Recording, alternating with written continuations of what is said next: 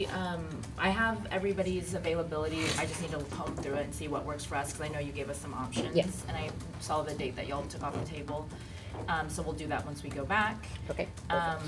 We had given y'all a draft of where we were just a few hours in, but we already had quite a few ideas, so we're much more comfortable with this version. You'll only see kind of one bigger change, and we'll talk about it as we go through it. Okay. So for the most part, a lot of this, we're seeing a lot more green, which is great.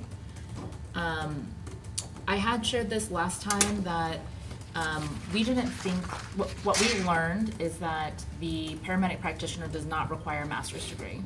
And so in our mind, there are no positions at all in the department, even if you add the OCMO staff that require any of these degrees. And so that's why we removed that. If y'all have a different position, happy to entertain it, but that's just what our understanding is at this point, that there are PAs that don't, or paramedic practitioners that don't have a master's degree. We put back in the doctoral degree, and you'll see that being referenced later on. We understand your stipend idea, so what we said is instead, because we're really trying to solve two problems. We're trying to incentivize qualified commanders from wanting to apply to division chief. When you look at the rank the differential, it's supposed to be 12%, but it doesn't actually include the built-in overtime for the commanders that they get, and so it's not actually a 12% increase the way it looks. And so you'll see a note down at the bottom about the index. But the other issue we're trying to solve is the department moved to this model, which it has shift chiefs, which they basically work shift work. AFD has it. They have a ton more requirements in the contract about their battalion chiefs that work in the field and that manage their shift. And so all we're trying to do is figure out a way that more people will want to pick up these shifts, that the current shift chiefs have the ability to take off, because right now it's very difficult to find coverage. And so what we're trying to say is instead, this wouldn't be a stipend that every division chief gets every month. It's only if they pick up a shift. And that $750 is roughly straight time base pay. And so if they picked up 12 hours, it would be $750. If they picked up 24 hours, it'd be $1,500. We don't imagine that this to happen, even every week, every other week, only as division chiefs need that break. And we even have a provision in policy, for example, that only a certain number of folks can take off vacation at any time, and so we could envision that being the case here as well. And we also included beyond any regularly scheduled shifts or hours, because we're obviously not trying to create a scheme where division chiefs can flex their hours and still get that stipend. It really is above those hours worked. So we're kind of thinking about service incentive pay, parental leave, and holiday pay together, because these are three extra pays. These are three pays that all city employees get, and so obviously when we're thinking about moving the Article 26 folks over, we don't want to reduce the benefit that they would have received if they stayed outside of the department. And I think that we both generally agree with that concept. I think there's a difference about parental leave. Is it 10 weeks or 12 weeks? But the complication that we're seeing is the way that y'all's language, your current language looks, it would still preclude us from having access, from the OCMO folks and our city, or our medics, from having access to that, because the city policy explicitly excludes sworn staff. I would not be able to find where service incentive pay started, because I think we've been doing it as a city for so long. But we basically tried to mirror the same language in all three. And if y'all have a better way to do it, totally open to it. We recognize that this is more of a me too. And so if y'all have another way that you'd like to do it, very happy to. But basically the template for all three will look like uniform staff or uniform staff added pursuant to Article 26, shall be entitled to the benefit calculated in the same manner for all non-public safety employees. We believe that as service incentive pay has changed, it's been updated for us. When we look back, it doesn't seem like it changed between 2018 and 2022, so we're not really sure if that would have been updated as well. But we know it changed in 2023, and that change did occur with us, but it also did occur with a new contract. So you'll see that language below as well. Just real Yeah. quick, on the service incentive pay, I think one of the issues that we didn't, we wanted it to be clear that with the amendment of this agreement, it wasn't gonna kind of trigger an additional service incentive pay. So, What do you mean?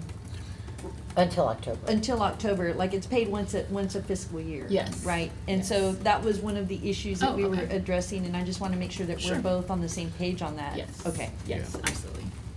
Sure. I don't think we had ever even contemplated that Okay. idea.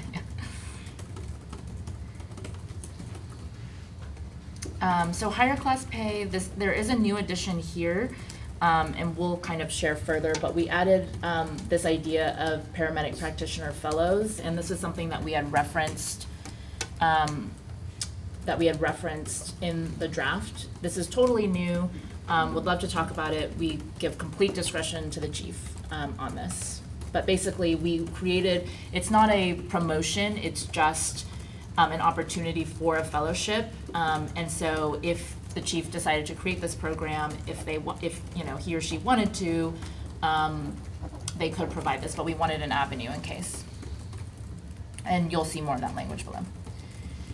So again, for parental leave, we also understand that, a lot of these budget considerations weren't taken into effect for this fiscal year, and so we updated it to October 1st, 2024. Uniform staff added pursuant to Article 26 shall be entitled to parental leave calculated in the same manner for non-public safety employees.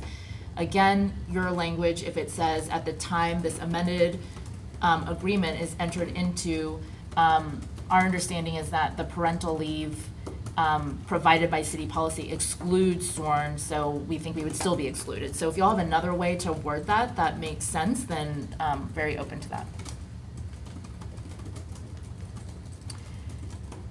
For Article 8, we've left it blue because we still just want to, at the end, make sure that we have an understanding why we specified that this section should apply to uniformed staff members added under Article 26, but other places, we wouldn't want drug testing not to apply to folks, or article, protected rights of uniformed staff not to apply to folks. So we just want to have a better understanding about when we specify this and when it's not necessary, et cetera. And I think we talked about when we actually work on the new Article 26, that it might allow us to remove some of these. I think for Article 9, having those types of clauses make sense because you need to have a certain date at which it starts. Also, I wonder if we could include that in the new Article 26. Again, you'll see that we tried to follow the same language. All uniform staff and uniform staff added pursuant to Article 26 shall receive exception vacation, personal holiday time, and December 25 holiday pay calculated in the same manner for non-public safety employees.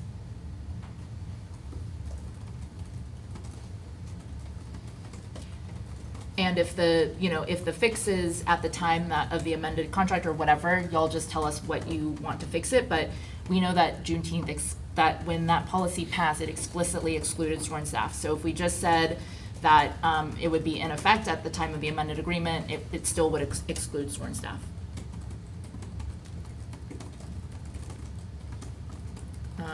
So we don't have any issues with this. We just want to leave it blue until we know what Article 26 looks like. We changed the date. I know, Sarah, you had talked about it multiple times, and so I finally remembered. I did send y'all that calculation as well. I did. We're actually having conflict over it, so Okay. that's kind of on hold for the moment that Sure. they're looking at it. So I think that we're coming a lot closer on Article 12, promotions. we appreciate y'all's movement on this. We know that y'all stuck pretty firm to this, and at this time, we're willing to just, so that we can show that we're moving along, that we agree that the candidates who come over shall get points for continuous service with the city. We had to have long conversations within the team to get there, to, you know, try to, as more protections for our current folks that are taking the exam, but we do think that this is one area that, you know, let's just, not a hill for us to die on. So you'll see all this green. We've left this 10, although we're agreeing to it now, just while we're working out some of the details.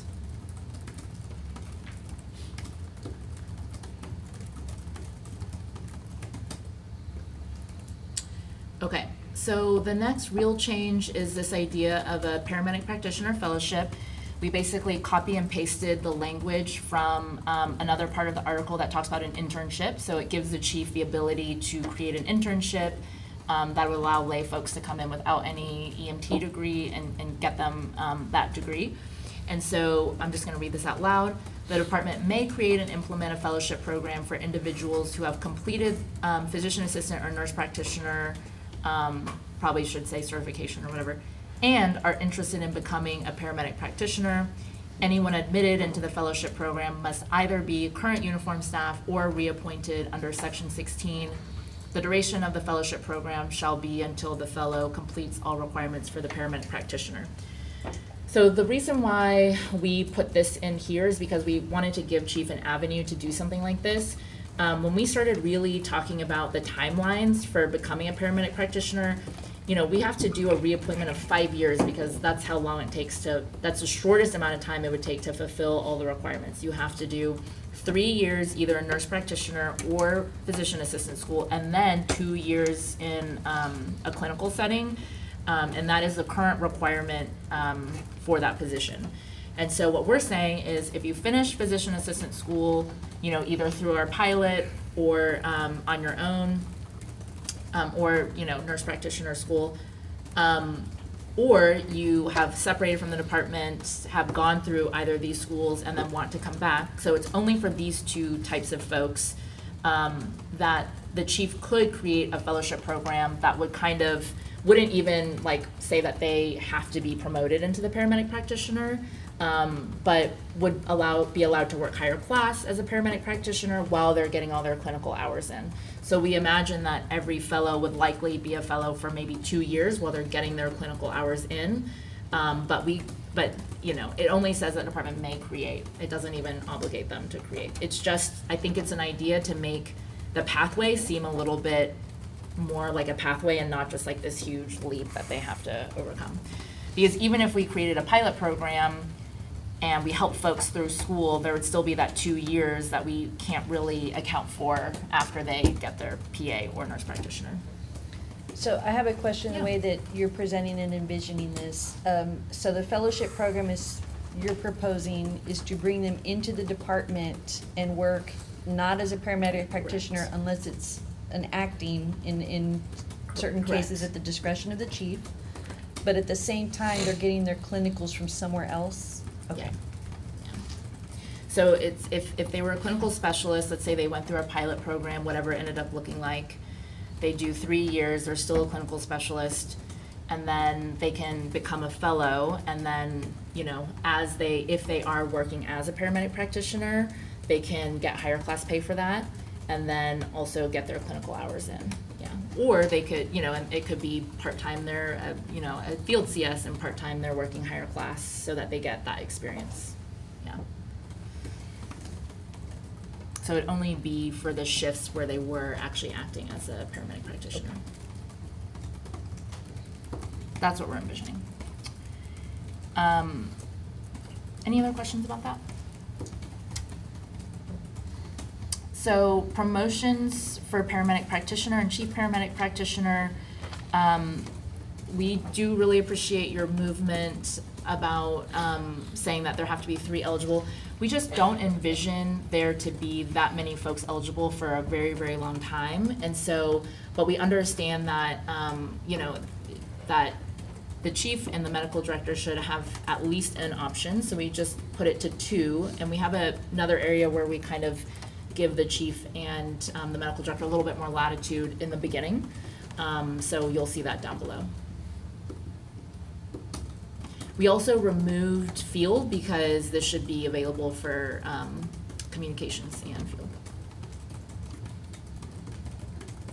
All of this is still your language. For chief paramedic practitioner, we still insist that it is an internal promotion. We think that allowing an external hire for this level of position is straying too far from civil service for us at this time. And so, but we understand where the chief and the medical director are coming from.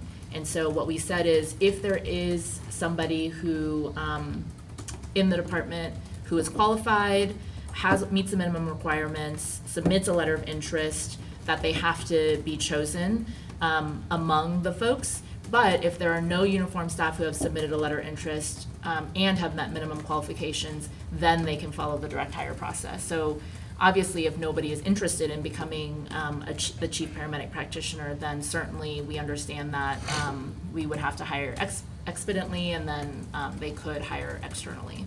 But as long as there are folks inside, we really think it's important that it comes from a current acting paramedic practitioner. The other thing is, because we are giving an external hire process here, we don't really think that you need it for both. If chief or a medical director knows that they want somebody in the pipeline, they should hire them first as paramedic practitioner through the direct hire process, and then be able to promote them. So, I have a question on that. Yeah. So if there's one. There's one person. If there's one person who submits a letter of interest, does the chief have any bypass No. authority? Not at all. It Not- is that person, whether he wants them or not. Just Yeah, I mean, we think that what we're assuming is that and right now, the paramedic practitioner program is so small, we would really hope that they wouldn't be interested in having somebody who is paramedic practitioner and not be willing to, supervise others. Like if Dr. Escott or the next medical director or the chief is so comfortable with giving, and the paramedic practitioner, has a lot of responsibility, allows them to be a paramedic practitioner, we assume that they should be able to function as a supervisor as well, just like we do in the field. Like we promote off of a list for commanders, and we don't really see it as very differently, and we're comfortable doing that. If there's something that would make the chief and the medical director more comfortable, definitely open to talking about it. So we just removed the language about internals first. We left that the chief may remove without cause a person appointed to chief paramedic practitioner from this position. If something else that makes you feel more comfortable, that if they've been removed, they're not eligible, to apply again, and then we might not have any internal candidates that are interested. So we left in the tenure clause for paramedic practitioner, you'll see.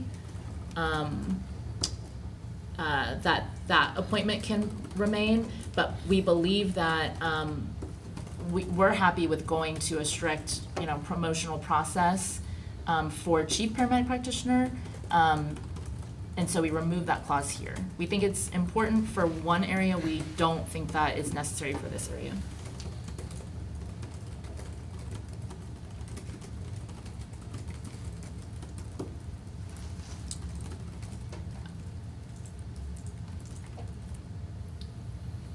So we had tried to, the city and the association have worked on this whole idea of transfer from clinical services to field or comm after promotion by appointment. When we re-looked at the contract, we actually found a section that we think actually just does apply and cover everything. And so this is voluntary crossover, demotion, and transfer. So we just included uniform staff within either the field, clinical services, or communications may voluntarily accept a demotion or transfer to an alternate division. We think this, we have this in the contract. We think it likely covers everything, and just in the interest of not having so much extra language, we just decided to say, maybe we just do that instead. If y'all think that this language is better suited for what we're trying to do or covers things that, that we're not thinking of, then feel free to let us know.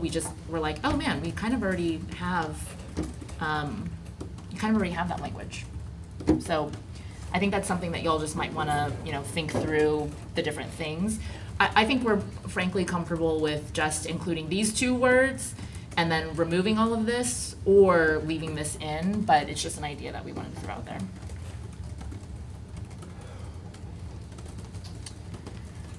We left in your language about failure to timely credential after crossover promotion.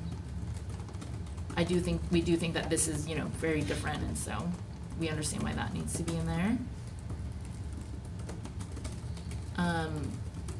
We've turned this green. I think it's been green for a little while.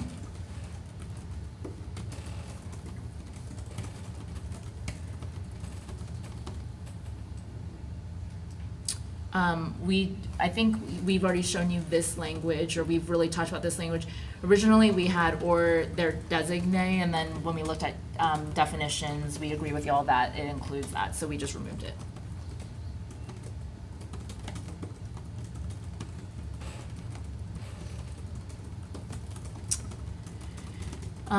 Pilot advanced degree program. So this is language that, based on your language, we just added a few things.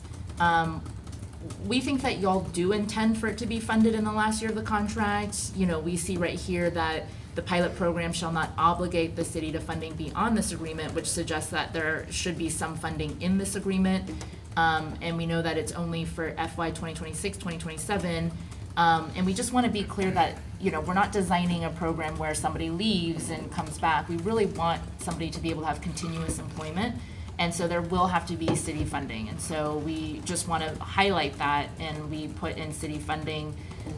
Again, it's still established at the sole discretion of the chief. So it still gives him a lot of latitude to determine what that looks like.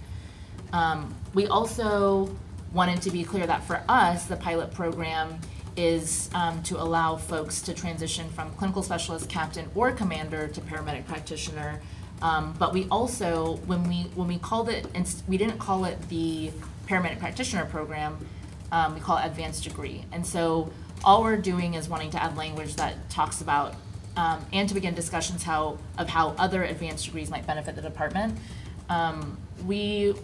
Once we start producing PAs, we're not gonna need a PA, we're not gonna need 10 every year, right?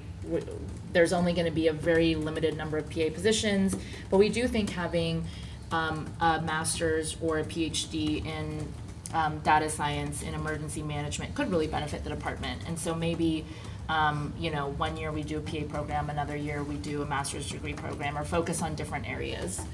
And so this is kind of how we're trying to say, obviously the promotion to paramedic practitioner comes with a lot of money, but getting an advanced degree, because it just makes folks in those positions, and a division chief with their emergency management degree much more qualified, or a commander with emergency management degree, or if we had a captain who's working who's working our community health paramedic division program, if they had an advanced degree in community health, we do want to compensate them for it. That's why we put that PhD language in, because that wouldn't be a promotion, so we do want to compensate them for that.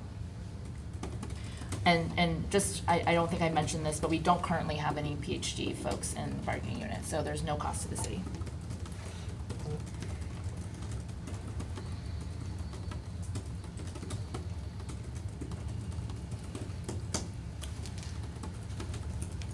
So we're pretty comfortable with this language. We didn't make any changes.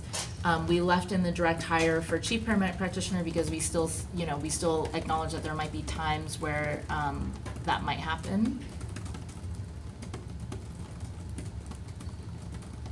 So none of that has changed on our end.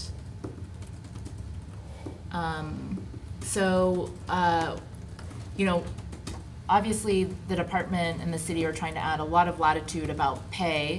I think we're comfortable with that, but we just want to make sure, and I don't think the intent of the city is to do otherwise, we just want to make sure that the minimum of 12% above the annual salary of the beginning pay rate for each paramedic practitioner clinical services.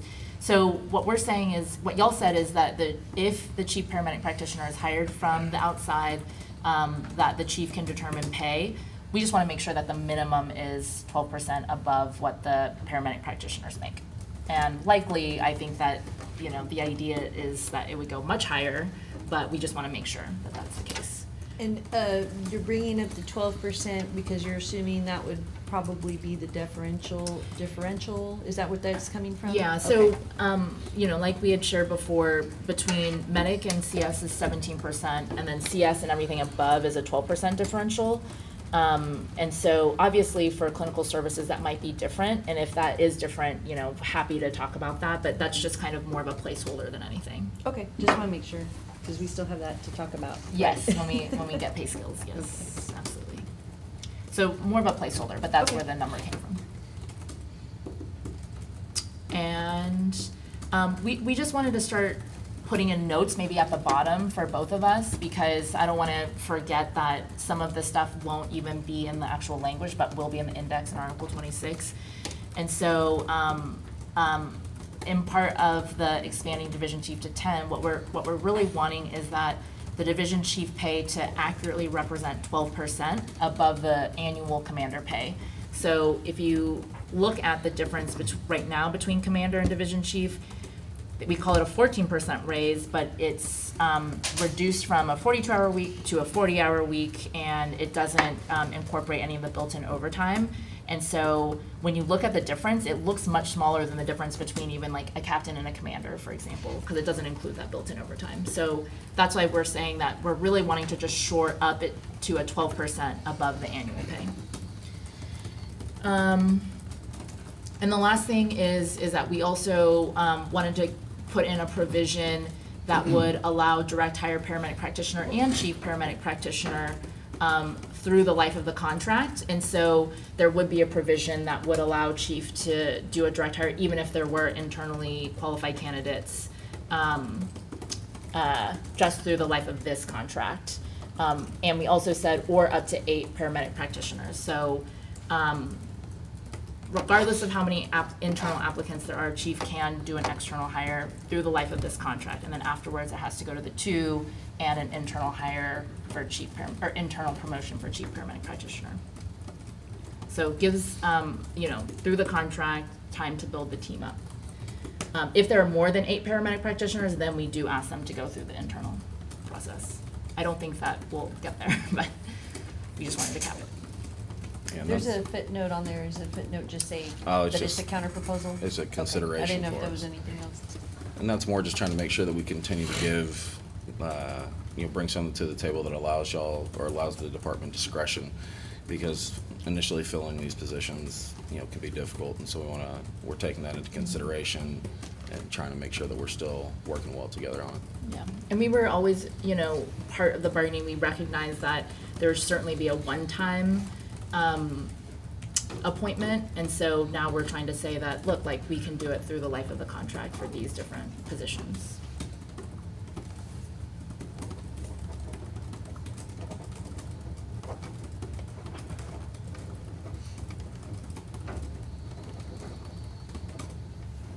Okay. Do you have any questions right now? So, we thank you for the proposal. There's a lot of things that we've got to look at and kind of just piece through. So I think that, what we're gonna do is go back in caucus, maybe for about 10-15 minutes, and we'll let you know whether we can what kind of a response, if any, we can come back with today and kind of figure out what the day's gonna look like. And the other item is, I think that you said you're gonna be looking at dates for the Mhm. future deal. You know, we've had a lot of movement on both sides, so I'm real, that's really good in terms of where we're headed, and hopefully we're getting close to where we can start shoring up some things. We've got a lot of things to look at. And so I guess go back with your team. I think that the dates, I want to make sure that we all have the same dates. And Sarah, correct me I Yeah, can't these from are the here. ones, It's like these on are a the ones that I different have. I have 3/29, which is today, April 3rd. I do not have that. thing. Hang on. Okay, Sarah's gonna bring it first.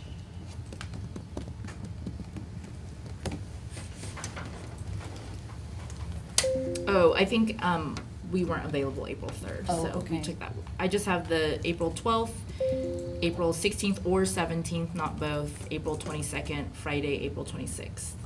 Okay, and then we also had April 19th out there. I don't know if that's something, That was, I need to double check with Sarah. I had it in my notes.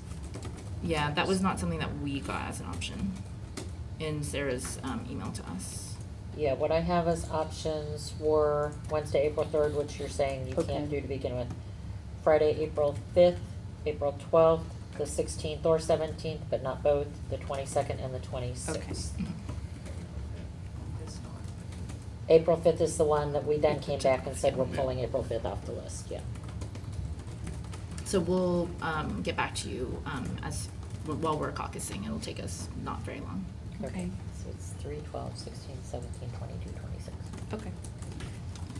All right, perfect. And yeah, we'll caucus and then come back and have a full response, or let you know how, if we'll Yeah. have a full response today, or give you some ideas of what we're thinking, or Yeah, just or if kinda y'all see where have- we are after that. Yeah, or a Kind of response thing. on some of it, since y'all have seen some of it. Right. Yeah, let's do that before lunch, I would say. Okay. Yeah. And then do y'all have an update on the comp study for PAs? Let me check that during our caucus. Perfect. All right, thank y'all so much. Okay, thank you very much.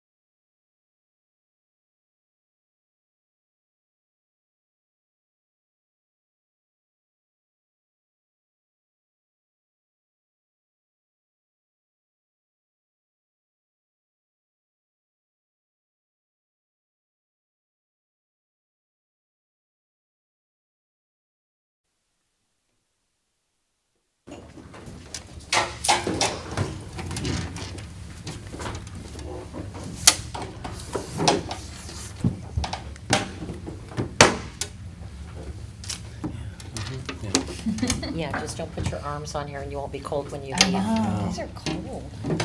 It's like, I was telling Ben, I'm saw him in the hallway, I'm like, so no windows, cold room. Yes, welcome to LRF. Are we ready? Like, Don't we're work like on Okay, fun. we're ready. lecture halls with that, and it's just like, Okay, good afternoon. Thank you for meeting back with us. We've received your proposal. There's a lot of things that we need to go through, and we're going through them. We're not going to be able to have a response today, but we have visited on dates, and it looks like we'll have the next sessions on April 17th and April 26th. In the meantime, I need to get with Houston, and we can start working on the Article 26 items. I know you have some items in your proposal. Houston and I have already been talking about other items, and so we'll commit to working on that next week. And I think that's it. Anything else? No, I don't think so. We appreciate all of the movement and, Yeah. and all of the work that you guys put into this. So we have a lot to look at though, and, we're hoping we're getting closer each time, so. Yeah. yeah. One thing that was brought up in the caucus room, which I was like, oh, yes. We had that Article 17 proposal a while ago about Oh. local review, and since we've been focusing on the package, we haven't really brought it up. I don't know if y'all had thought about that or had talked to. Not really. I think the last I heard of it was that we were going to work on the package, and then at the time we took up 26, you were gonna re-bring that up, is what I Okay. thought. Those were both kind of put off till. Okay. I do think it's pretty independent, so if y'all want to take a look and start showing Okay. to Dr. Escott and Chief that. Okay, Yeah. we can do that. Okay, thanks. Cool. Okay, all right. Have a good day. All right. Happy Easter. that's the. No, because